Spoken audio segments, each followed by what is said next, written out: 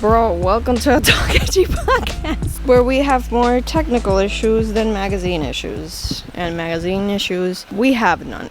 Anyway, clearly, I'm not in the usual studio. We are somewhere we've been before.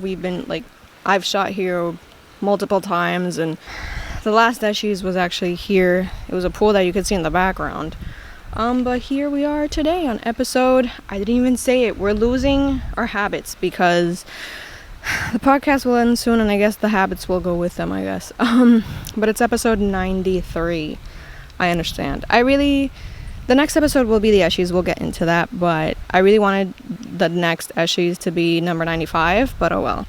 Drink in hand is some cranberry juice and non-alcoholic rosé. You know, I am considering the last episode to have me drunk on it, because I've never drank on this podcast. I used to drink at the beginning, I think during the first 20 episodes probably. I remember I drank. But here we are. I hope you guys are doing okay. I forgot to say that as well. See, we're losing recipes, guys. I hope you guys are doing okay. I'm not okay. I'm hanging in there. And I guess that's what this episode is about. But first off, let's do some house cleaning. The Eshis will happen. The Eshis is so funny because I feel very much it's Jover, we're so back. That's the availability of the Eshis this year. It's been yes, I'm gonna do it. No, I'm not gonna do it. Yes, I'm gonna do it because it's fun and I love it. No, I'm not gonna do it because it takes too much time and effort and whatever. And then, my aunt did the awards because I forgot to tell her. And I was like, you know what? We're doing it. So we are. The video might have been already out. I'm not sure. But I did a video explaining that it's going to be a little bit different this year. It's going to be a flash Eshis. It's going to be lesser rules, it's going to be a little looser. Pero van a ver como que, o sea, se puede votar por gente sin distinción de categoría. It's just going to be fun, I would say. But it's still happening, and we are gonna have surprises on the Eshi stream. I guess that's why, I don't know, it's fun to just I'm glad that I'm able to do it también cuadrando with my mental health, because it's really not easy. Like I said in that video, it's not easy to manage your mental health and also do things that you like, which is crazy. But yeah, here we are shooting this. I was I'm not gonna shoot this episode, I'm gonna shoot it next, because I have to shoot it because I want to make it to 100 episodes. So this is our bi-monthly, tri-monthly episode. Here we are. But yeah, so anyway, this is the summer episode, I guess, and it does tie in, I guess, to these next Eshis in a small way, because the theme is passion. It's passion. I don't know what else. Probably anger or something like that, or wanting to be mad or something like that. And wanting to, because I think the concept of wanting to do something is really important. I've been kind of existential, and I've been a little bit what do I even want to do with my life, which we'll get into. I can't believe I'm getting a tan while I shoot an episode. My whole bare back is out there. It's just getting some vitamin D, which I need, actually. The point is that I guess I don't remember the whole thing of the Eshis, but I did want to discuss passion.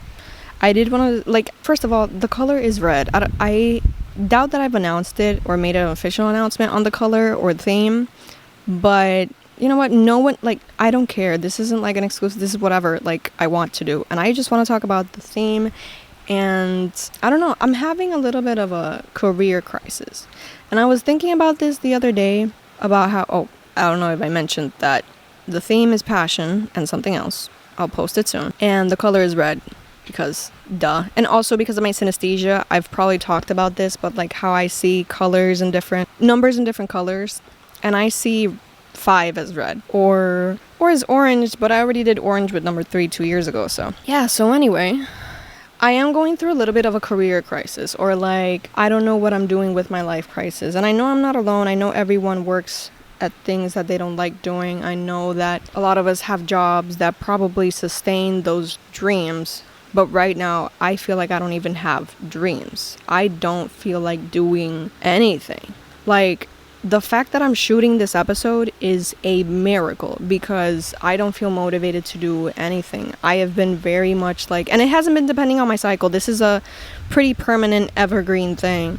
So I don't feel like doing anything. I've just been like, what's the point to doing anything like this, right? And it's a little hard because I used to really want to be a consistent content creator. And then like I did do my passions, like I draw every now and then and I write. Obviously that is important. I would say to like do things that really feed your soul and see what comes out of that, you know, instead of just like doing something that you don't like or just like not pursuing your passions. Even if your passions low key is like just watching Love Island with your partner in bed like every other day, like of course that is super okay. That's a lovable life. Like I don't know if I've ever discussed what I think are like work to live people or live to work people in short, because I don't want to like spend all this time on it. I think that live to work are people that have like that passion, that drive, that like, let's put it this way, a career, like what we understand to be as a career.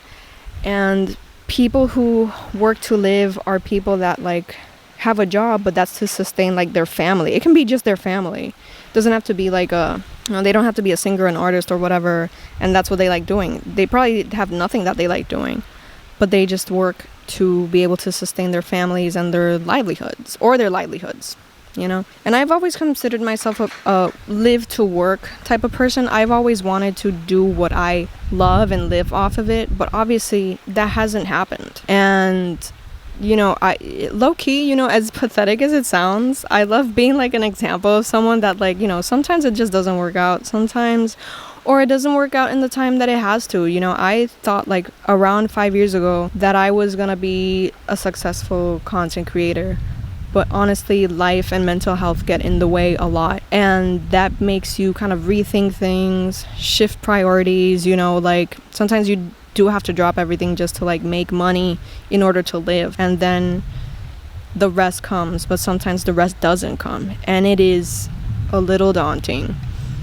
But anyway, existential crisis aside, you know, like I've been so sad. Let's make a pause for a moment and say something positive about Zoran Mamdani winning. Low key, that has been what has kept me going. Like he won on June 24th. It's 26 today. And honestly, I was depressed all day because shit kept happening. Things kept happening, okay? And like I would out of the blue in my apartment just be like Zoran Mamdani, because I would remember like, wait, I don't live in New York, but I want to say, because like I think I mentioned Hassan every like 5 business episodes.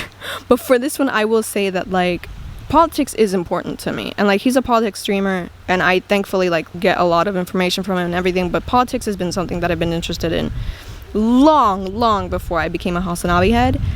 And I really just love what Zoran represents in this moment, like how it also hits home even personal to me a little bit, because it's like you don't have to change to succeed. You don't have to appeal to certain things to succeed. You know what I mean? Like he didn't have to like back down and censor himself and not say that he's a socialist and all these things to win. If you have a charismatic leader that wants to do best by his people, that is more than enough.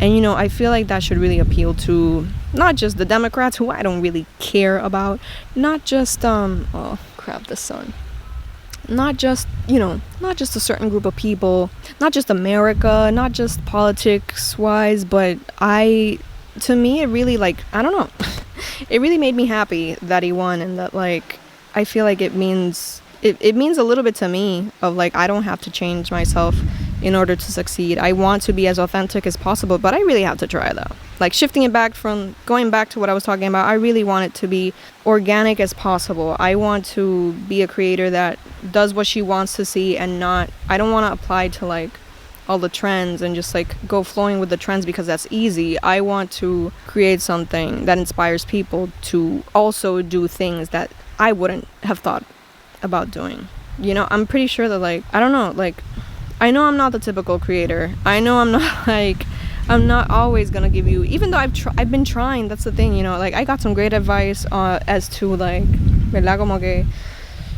do more content in that way because, you know, it's marketable and it's easy. And honestly, let me also do a parenthesis on the fact that, like, to be a creator and have it be sustainable, unfortunately, you do have to work with brands. Like, there's a whole ethics thing going on there.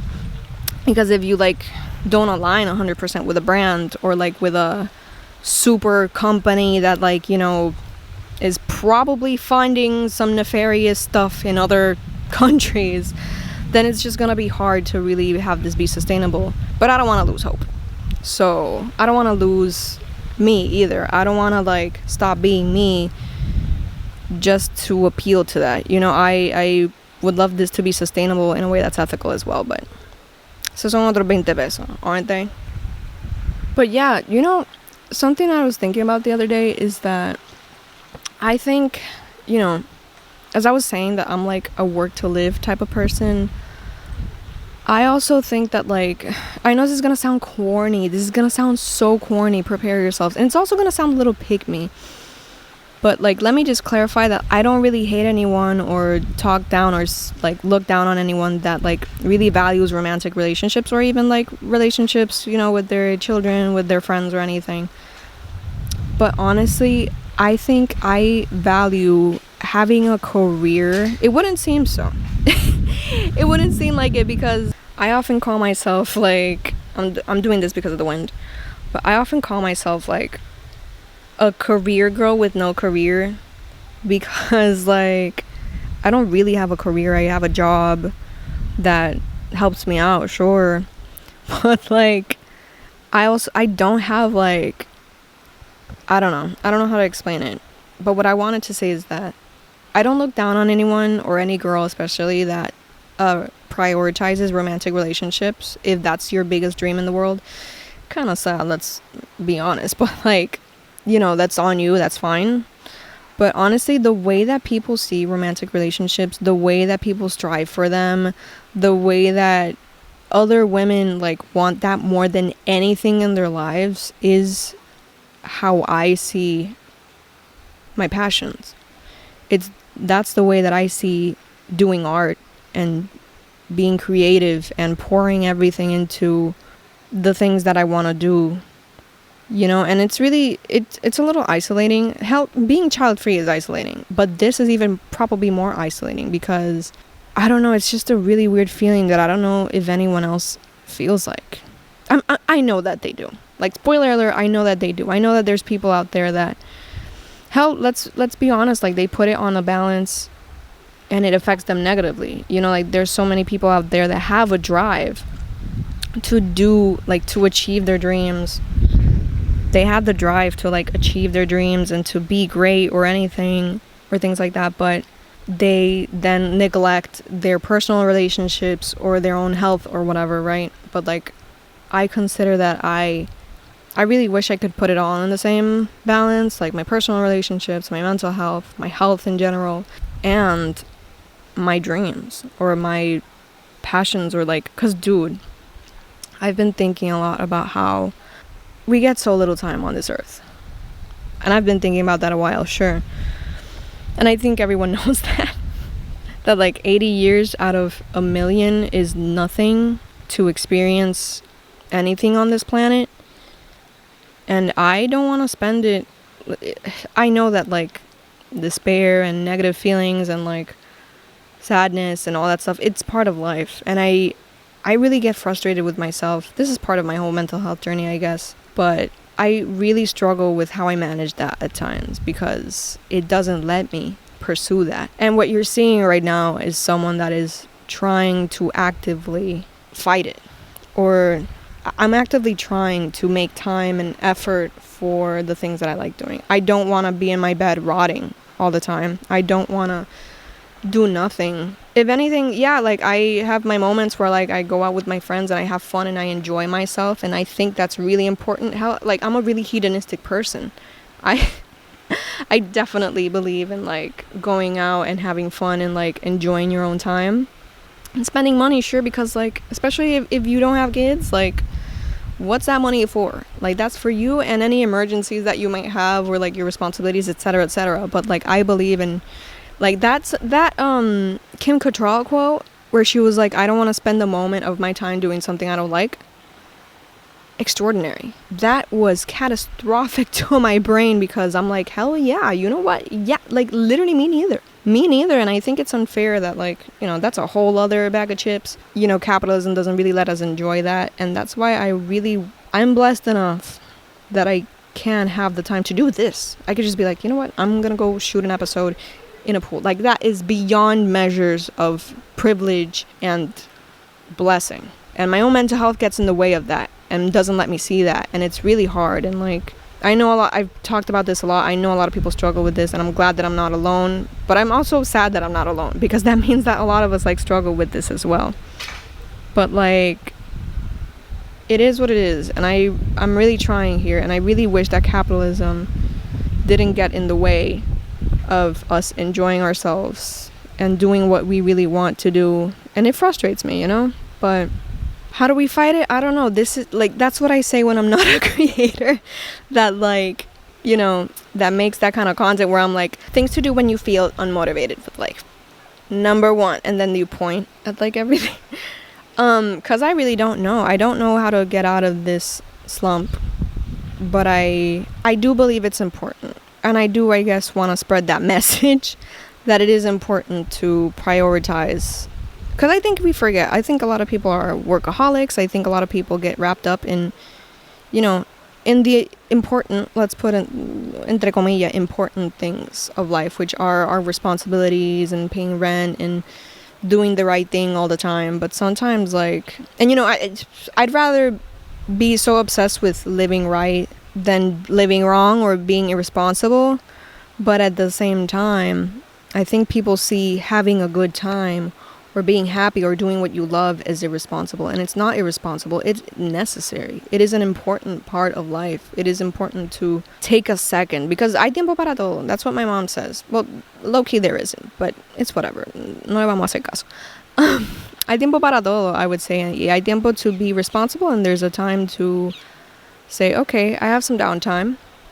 I'm gonna do what I like instead of bed-rotting, instead of watching my life go by. It's really hard, and you're not alone if you've ever like felt like that. You're not alone if you ever felt like you can't do that. You'll get out of it. Trust. And like, I hope this episode low-key helped in a way. I don't know. I hope that you know, you feel better. I hope we all feel better. I hope I also feel better from the slump that I'm in. And I do feel myself slowly getting out of it with a lot of hard work. It's a lot of hard work. That's what they say, but they don't really know how much that varies from person to person. To me, maybe it's hard work. For you, maybe it's even more hard work than that.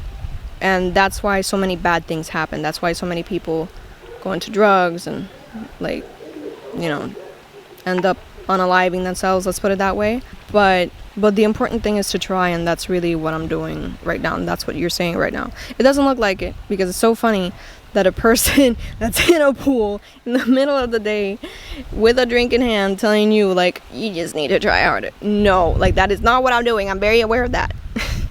I'm very anxious that I'm aware of that, trust. But, like, you know, you're seeing me do this. You're not seeing me during the moments where I'm like pulling my hair out and ugly as hell and in my bed crying because I don't feel like I'm enough or like I'm pathetic or anything. So, you know, I think it's moments like these where I'm trying that really outshine the rest. So I don't know, I guess I hope this was like kind of inspirational in a way for anyone going through a slump. Just remember that passion is important. And I don't know, I guess I would say, if we're being real here, to remember what made you feel alive. That's what happened to me with drawing. When I started drawing again, when I started writing again, I felt like this is what I'm on this earth to do. I'm not even kidding or trying to like exaggerate. That is how it felt. And I think it's important that we really like make that happen again.